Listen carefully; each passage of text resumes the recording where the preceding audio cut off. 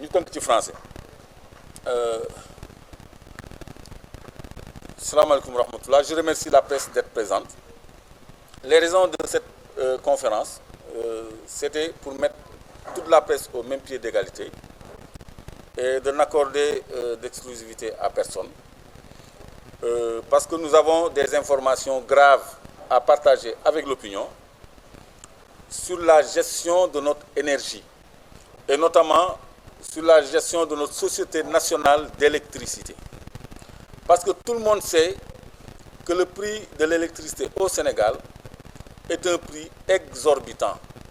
Alors qu'au sein de l'IRDE, Institut pour la régulation de l'énergie, qui est une structure de l'UEMOA, la recommandation avait été faite depuis 7 ans que dans l'espace UEMOA, le kilowattheure ne devrait pas dépasser les 30 francs. Ce qui est possible parce que de Manantali provient un kilowatt qui est vendu à 25 francs. D'autres centrales solaires nous vendent à 35 francs. Les plus chers, c'est 71 francs. Maintenant, si on devait faire un effort en direction de la consommation, ce serait d'amener une subvention pour que le prix aille vers les 30 francs tel que recommandé par l'IRDE. Mais au contraire, on nous vend le courant beaucoup plus cher que prévu parce que la Sénélec réalise des bénéfices.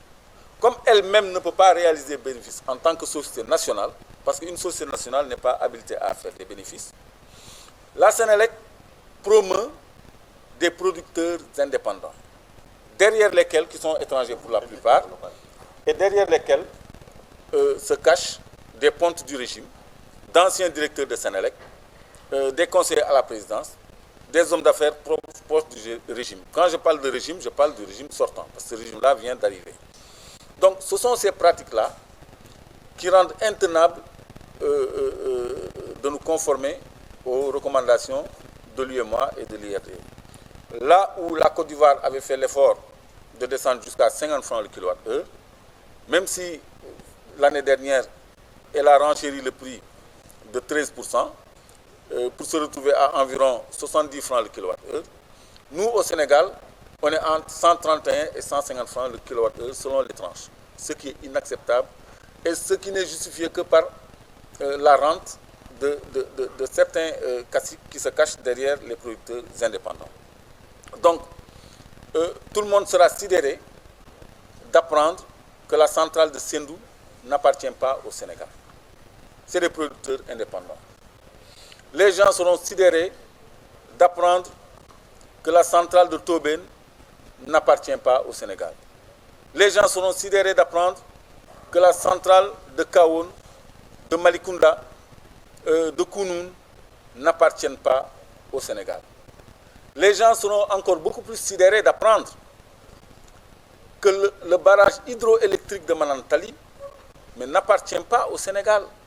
C'est un producteur indépendant. Les gens seront sidérés d'apprendre que même ICS vend de l'énergie au Sénégal.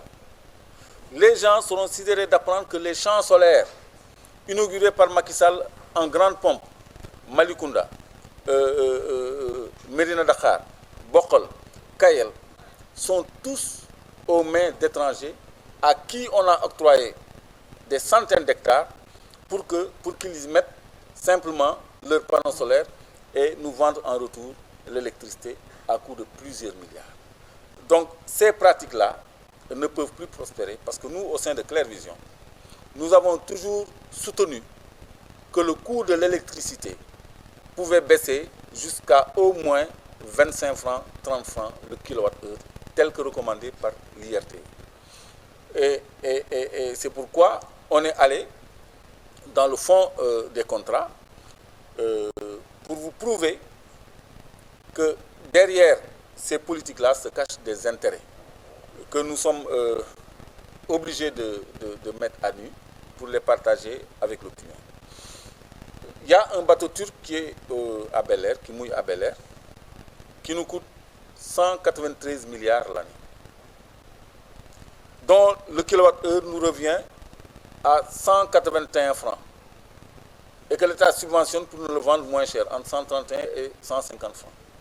Et c'est un bateau qui appartient à des Turcs et qui devait se faire suppléer en gaz par un second navire appelé FSRU, qui mouille au large du port de Dakar depuis 2021 et qui n'a apporté aucun mètre cube de gaz au bateau producteur de pétrole et qui est payé 3 millions d'euros par mois à ne rien faire, en dehors des charges fixes, c'est-à-dire des coûts de location de ce navire.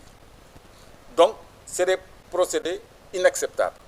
Donc, tous ces parcs de production qui représentent 74% de la production achetée par Senelec, qui représentent également 451 milliards payés à ces producteurs par Senelec tous les ans, est quelque chose d'incompréhensible. Cette tendance doit être inversée. Donc, une centrale solaire, la centrale de Malicounda, a valu 22 milliards. Avec 451 milliards payés par an aux producteurs indépendants, combien de centrales de ce type Senelec pourrait-elle acheter? 22 milliards, ce n'est pas hors de prix pour la Senelec. West Africa Energy est une centrale à gaz construite dans Cap de Biche, c'est-à-dire Senelec, presque la centrale de Senelec, qui empiète même sur 7 hectares appartenant à autrui qui fait actuellement l'objet d'un litige foncier. Cette centrale-là a été financée par Coris Bank à coût de 230 milliards. Et c'est une centrale qui doit produire 300 mégawatts. Exemple, le bateau turc produit exactement 300 mégawatts et il se fait payer 193 milliards. Donc ça veut dire que West Africa, avec un coût de 230 milliards, Senelec pourrait avoir une turbine à gaz. Donc avec les 451 milliards que Senelec débourse par an, elle peut au moins construire 2 à 3 turbines à gaz. Ou, si c'est le choix du mix énergétique, plusieurs dizaines de centrales solaires de 22 milliards. 10 centrales solaires de 22 milliards, c'est 220 milliards. Et tu payes 451 milliards tous les ans à des producteurs indépendants. Et ça, je crois que c'est criminel. Ça porte atteinte aux droits des consommateurs que nous sommes. Ça explique pourquoi le courant et l'énergie sont hors de prix au Sénégal. Alors qu'on sait qu'aucun pays ne peut se développer sans une maîtrise de son énergie. L'une des souverainetés principales à conquérir au Sénégal, c'est notre souveraineté énergétique. Parce que c'est cette souveraineté qui peut être le moteur de l'industrialisation. Le fer du Sénégal oriental n'est pas exploité parce qu'il n'y a pas assez d'énergie pour exploiter ce gaz, et pour exploiter ce fer. Et on a besoin de gaz pour exploiter ce fer. Donc si West Africa Energy, de Samuel Sarr, de Arona Dia, je les cite parce que l'un est conseiller, l'autre était DG, puis ministre des Mines, ministre de l'Énergie, s'ils peuvent, eux, mettre en place une centrale à gaz, mais a fortiori Senelec, qui a les moyens de débourser 450 milliards par an pour payer ses producteurs indépendants, et qui se fait aussi subventionner par l'État. Donc l'État du Sénégal qui peut faire un BRT à 450 milliards, un TER à plus de 1000 milliards, des infrastructures, peut investir dans le parc de production de Senelec. Parce que ce n'est pas normal que Senelec ne puisse produire que 26% de toute l'énergie qu'elle nous vend. C'est inacceptable. Maintenant, aujourd'hui, on vous fait la situation globale, mais ça, c'est par exemple le contrat de location et d'équipement de Carpo Ship, le bateau dont je parle. Ça, c'est le contrat de prestation de services d'exploitation et de maintenance, parce que même les frais de maintenance et de personnel sont payés par Senelec. Les Turcs sont payés par Senelec. Les ingénieurs sont payés par ce contrat-là, qui n'a jamais été publié. Il y a aussi le contrat de fourniture de combustible. Et c'est là où le bas blesse. Parce que dans les 193 milliards, les 109 milliards représentent les achats de combustible. Et c'est beaucoup de marchés. Vous avez entendu l'affaire d'Hermon Oil par rapport à la SAR, mais il y a des affaires encore bien pires par rapport à la Senelec, qui est le seul agrégataire des fournisseurs en fuel pour faire fonctionner ces machines. Donc, on a donné aux Turcs la possibilité de sous-traiter les marchés avec qui ils veulent, parce que c'est les Turcs qui doivent vendre à Senelec. Maintenant, ils choisissent leurs hommes. Et leurs hommes, c'est qui? On les connaît. C'est Samuel qui s'est ligué avec les Turcs. Parce que Tchalik, Remzi Karadeniz, Ahmed Tchalik, Remzi Karadeniz et Fouad Tosyali, c'est un trio d'impérialistes qui viennent conquérir l'Afrique. Et ils ont besoin de s'appuyer sur des hommes d'influence pour avoir leur mainmise sur notre énergie, sur notre industrie, sur nos ressources naturelles. C'est pourquoi, quand j'ai vu M. Ahmed Tchalik auprès du Premier ministre Ousmane Sonko, moi j'ai tout de suite compris que c'était un backdoor qu'il a utilisé, que Samuel a utilisé et ses amis, pour venir dans les grâces du nouveau régime. C'est pour ça que j'avais alerté en son temps, pour qu'on fasse très bien attention à ces Turcs-là, qui sont très liquides. Parce qu'un nouveau gouvernement qui vient d'arriver, qui a des problèmes de trésorerie, qui fait des emprunts obligataires de 150 milliards, qui lève des eurobonds 450 milliards. Si un Ahmed Tchalik vient avec 1000 milliards sur la table, mais ils sont convaincus, ils sont épatés, ils vont se dire voilà une solution, alors que c'est des mafieux qui vont nous faire et qui vont avoir la même mise sur notre énergie et rien ne va descendre. Donc actuellement, le Sénégal aborde sa première phase de gouvernance pétrolière et gazière. L'espoir que nous avons, c'est que l'énergie baisse drastiquement, que les gens puissent être dans le confort, que le coût de la vie, par ricochet, baisse. Parce que quand l'énergie baisse, tout baisse.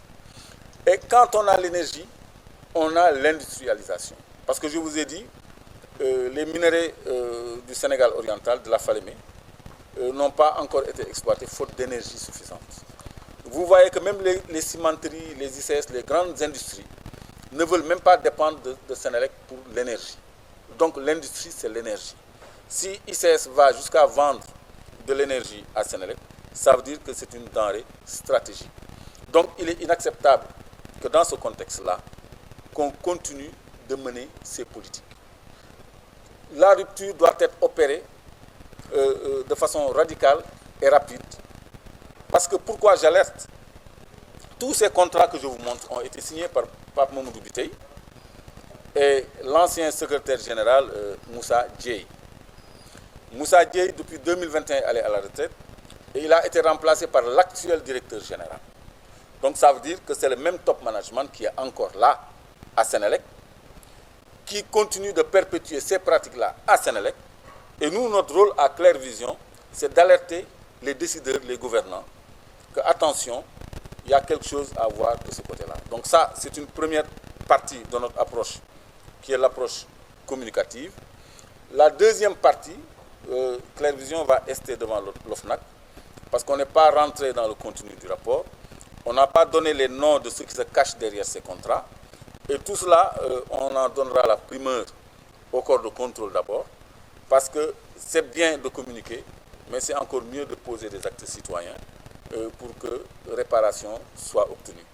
Parce que ça ne sert à rien de décrire une situation et que 2-3 jours après, on oublie ça à la faveur d'un autre événement. Mais quand il y a une action en justice, je crois que même si l'événement s'émousse, si l'information s'émousse, l'action judiciaire va poursuivre son cours, ou en tout cas la plainte va continuer son instruction. Telle est l'économie de ce que nous voulions partager avec vous. Vous avez les contrats sur votre téléphone.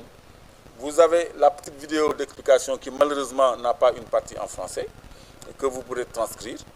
Et je crois que c'est des pistes d'investigation et d'information pour les journalistes que vous êtes en faveur de la consommation nationale. Parce que nous défendons la consommation nationale.